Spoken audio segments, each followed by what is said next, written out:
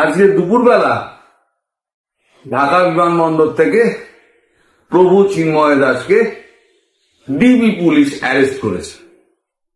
এটা আবার কনফার্মও করা হয়েছে সরকারের পক্ষ থেকে, বর্তমান যে সরকার রয়েছে।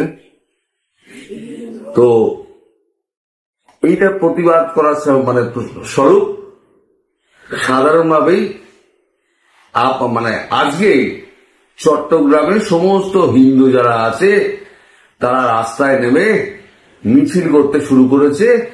এবার বাকি যে জায়গাগুলো আছে কাল সকালের থেকে আরম্ভ করে সব শুরু হয়ে যাবে, হই হই করে রাস্তায় নেমে পড়বে। ডক্টর ইউনূস, আপনি পচা শামুকে পাতো কাটলেন। আর দ্বিতীয় হচ্ছে এই যে আন্তর্জাতিক কূটনীতির যে জালটা আছে না, সেই জালে যে ফাঁদটা পাতা হয়েছিল সেই ফাঁদে আপনি পাটা দিলেন। আপনাদের দেশটাকে নিয়ে রাজনীতি করা হচ্ছে, এটা বুঝতে পারছেন তো? যে বাংলাদেশকে নিয়ে একটা রাজনীতি খেলা চলছে। আমি বললাম না খেলার মাঠ, এটা একদম খেলার মাঠ হয়ে গেছে বাংলাদেশ। সেইখানে সবাই দল এখন লিগ খেলছে। ওই লিগে আপনি হলেন সব থেকে বড়, আপনি একেবারে কি বলবো, মানে আপনি হলেন ট্রফি। আপনাকে বলা যায় আপনি ট্রফি। এই ট্রফি নিয়ে কার কাঁধে আপনি যাবেন? আমেরিকার কাঁধে যাবেন না ভারতের কাঁধে আসবেন? এই ট্রফি নিয়ে এখন লোপালোপি হবে, কার বলে আপনি ইয়ে বসবেন। আন্তর্জাতিক ফাঁদ যেটা, সেটা আমার মতো সামান্য মানুষ বুঝতে পারছে, আর আপনি বুঝতে পারলেন না। ডক্টর ইউনূস, এই যে তুলসী গ্যাবার্ড, তাকে যে এনে বসানো হলো পুরো ইন্টেলিজেন্সের মাথায়। আমেরিকার 12টা ইন্টেলিজেন্স এজেন্সি আছে তার মাথায়, এবং তার উপরে বিশেষ দায়িত্ব দেওয়া আছে, সেটা হচ্ছে মধ্যপ্রাচ্য, ইরান সমেত, এবং বাংলাদেশ, পাকিস্তান বিশেষ দায়িত্ব আছে। আর তিনি একজন ইসকন ভক্ত। তার ভিডিও আমি দিয়েছিলাম, তিনি হরে কৃষ্ণ গাইছেন। তিনি তার এক্সেন্ডেল আমি এতক্ষণ পর্যন্ত খুঁজে পেলাম না, তিনি খবরটি পেয়েছেন কিনা। নিশ্চয় পেয়ে যাবেন, তিনি যে পোস্টে আছেন খবর তিনি পেয়ে যাবেন। পেয়ে গেলে তার রিয়াকশনটা একবার দেখবেন। এইবার ওই যে বাঘের লেজ দিয়ে কান চুলকানো হয় না, আপনি বাঘের লেজ দিয়ে কান চুলকাচ্ছেন। এর ফলটা কি মারাত্মক হবে আপনি বুঝতে পারছেন না। এখন আপনার যে অবস্থা, আপনার তো ফাঁদে পড়া অবস্থা। কিরকম ফাঁদে পড়া? আপনি সরকারে প্রথম বসে যে অবৈধ কাজটা করেছিলেন সেটা হচ্ছে 666 কোটি টাকার আপনার এটা মুকুব করিয়েছিলেন। মামলা যেটা চলছিল, ট্যাক্সের মামলাটা মুকুব করিয়েছেন। 5 বছরের গ্রামীণ ব্যাংকের যে 5 বছরের যে কর, সেটা মুকুব করিয়েছিলেন। তাহলে কি ক্ষমতার আপনি অপব্যবহার করেছেন। আপনি যদি এখন ছেড়ে পালাতে চান, তাহলে পরে এই যে আসিফ নজরুল আর সাঙ্গপাঙ্গ যারা আছে না, তারা আপনার গলায় পা তুলে দেবে। তারা সোজাসুজি নিয়ে গিয়ে আপনাকে একেবারে ফাঁসির কাঠগড়া দাঁড় করিয়ে দেবে, পালাতে পারবেন না। আর থাকলে পরে আপনাকে পুরো দেশ থেকে তুলে নিয়ে যাবে তুলসী গ্যাবার্ড বা অন্য কেউ, আমি জানি না। তবে আপনি সুস্থভাবে যে বাকি জীবনটা কাটাতে পারবেন না, সে ব্যাপারে আমি একেবারে নিশ্চিত হয়ে গেলাম। আপনি পাতা ফাঁদে আপনি পা দিয়ে আপনি খুব ভুল করলেন ডক্টর ইউনূস। আপনি এটুকু বুঝতে পারলেন না যে আপনি ক্ষমতায় বসছেন, কিন্তু চারদিকে আপনার শত্রু।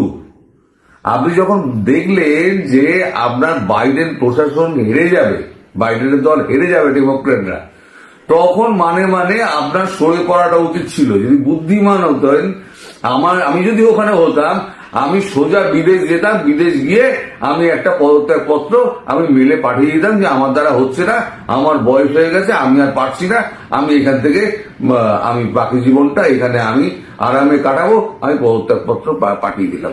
আপনারা কেউ ধরতে পারত, কিন্তু আপনার লোভ তো সাংঘাতিক আপনার।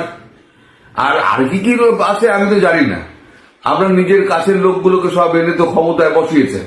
এখন আপনি চলে গেলে তাদের উপরে ঘা পড়বে, সেটাও আপনার ভয় ছিল।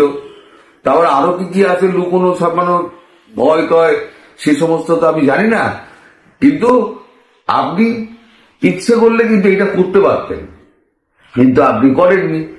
আপনি না করাতে কি হয়েছে, আপনি ফাঁদে পড়া ইঁদুর হয়ে গেছেন। এখন আপনাকে নিয়ে আপনি হলেন গিয়ে একটা ট্রফি, সেই ট্রফি নিয়ে হয় আমেরিকা খেলবে নয় ভারত খেলবে, কার কোর্টে যাবে, লাথাবে, দুই পার্টি মিলে লাথাবে আপনাকে, একদিকে র লাথাবে, একদিকে সিআইএ লাথাবে, আপনি জানেন না। তারপরে তো আপনি দেশটাকে তো পুরো উৎসন্নে দিয়ে দিয়েছেন। আপনার গুণকীর্তি যদি বর্ণনা করা হয়, আপনি বাংলাদেশকে রিফর্ম করতে গিয়ে না ওই কি বাটন বাটন টিপেছিলেন না, বাটনের এত জোর না সব রিভোল্ট হয়ে গেছে। এখন আগে তো ইন্ডাস্ট্রি গুলো ভাঙা হয়েছিল, এখন স্কুল কলেজ ভাঙা হচ্ছে। বেসরকারি ভাবে শুনছি নাকি 7 থেকে 10 জন ছাত্র নাকি মারা গিয়েছে। আজকে তো ভিডিওই দেখলাম যে 2টো ছাত্রকে পুরো একটা কলেজে পিটিয়ে বেড়ে ফেলে দিল, চোখের সামনে দেখছি। কেউ কিছু বলার নেই, কেউ কিছু দেখার নেই। আর করলেন কি, একটা সাধু সন্ত মানুষ তাকে এয়ারপোর্ট থেকে ধরলেন, ধরে নিয়ে গিয়ে জিম্মায় আপনার ডিবি দিয়ে দিলেন। এবার একটা ফলস কেস আপনি একটা সাজিয়ে তাকে যদি হাজতে আপনি করতে যান, তাহলে দেশটার কি অবস্থা হবে।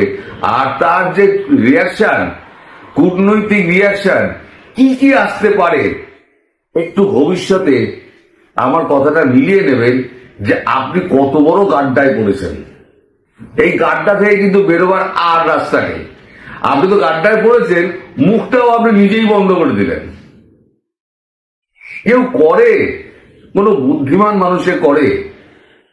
সাধু সন্ত মানুষকে আপনি একদম এয়ারপোর্ট থেকে বগলদাবা করে নিয়ে গিয়ে ডিবির অফিসে চালান করে দিলেন, সেখান থেকে আপনি তাকে অ্যারেস্ট করে দিলেন। ডিটেন নয়, অ্যারেস্ট, এবং সেটা সরকারের পক্ষ থেকে কনফার্ম করা হয়েছে। আপনাদের যে হয়েছে কি জানেন, আপনাদের হয়েছে বিনাশকালে বুদ্ধিনাশ। এই বিনাশকালে বুদ্ধিনাশ যখন হয় না, তখন দেখবেন যে কোনো কিছু না ভাবনা চিন্তা কেউ করে না, তখন যা মনে হয় তাই করে দেয়। এই যা মনে হয় তাই করে দেয়, এই করতে গিয়ে নিজের গানটা নিজে আরো করে, যেটা আপনি করছেন প্রতিদিন, প্রতি মুহূর্তে আপনি গাড্ডাটা খুঁড়ে যাচ্ছেন। আজকে থেকে তো চাল ডাল তো বন্ধ হয়ে গেল, ওয়েস্ট বেঙ্গল তো পাঠাবে না। এইবারে কি হবে, আপনার দেশের লোক যারা ওই বলে না ভারত বয়কট, ইন্ডিয়া বয়কট, এসব বলে না, সেই বয়কটিরা এবার কি করে দেখব। আগে তো ভিসা বন্ধ হয়ে গেছে, এবার খাবার বন্ধ হয়ে গেল। আমি যেটা আশঙ্কা করছিলাম, কারণ আপনারা তো দেয়ালে পিঠ ঠেকিয়ে দিয়েছেন না, এবার আসল জায়গায় পেটে ঘাটা পড়লো। কদিন বাদে দেখবেন এবার যে গোডাউন গুলো ফাঁকা হয়ে গেছে। সামনে আবার রোজা আসছে, মার্চ মাসে রোজার সময় আবার চাহিদা বাড়ে। আপনি না এদিকে সামাল দিতে পারবেন, না ওদিকে সামাল দিতে পারবেন। ভাড়ারে টাকা নেই, আপনি যে অন্য দেশ থেকে আনবেন সে টাকা নেই।